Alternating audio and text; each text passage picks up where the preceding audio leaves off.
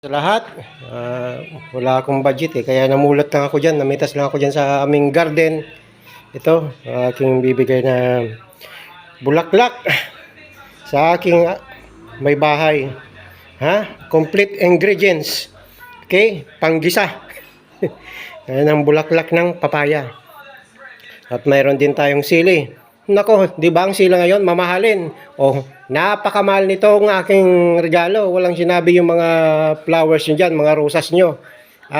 Ito ay talagang golden flowers na sinasabi. At may bulaklak pa tayo ng papaya.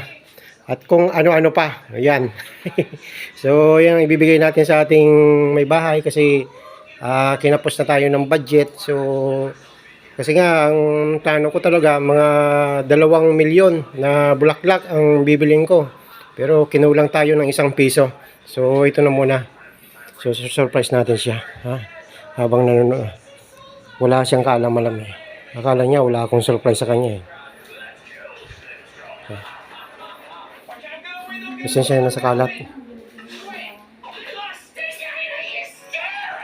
Flowers for you. Ano yan? Thank you. O, di ba may pagsawsawan na ako mamaya. Ano to? Ay, dahon to ng ano? Bulaklak?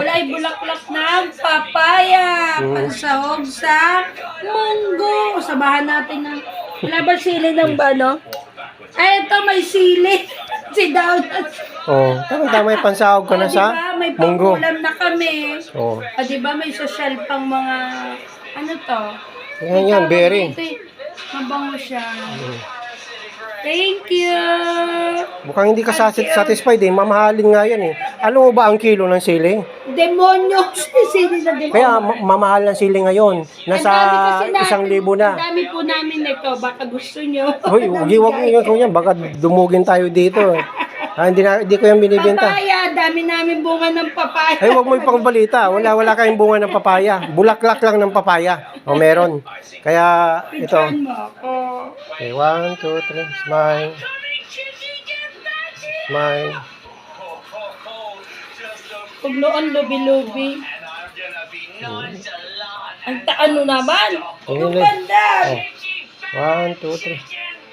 Smile. Ano yan? Ano masasabi mo sa akin? Thank you.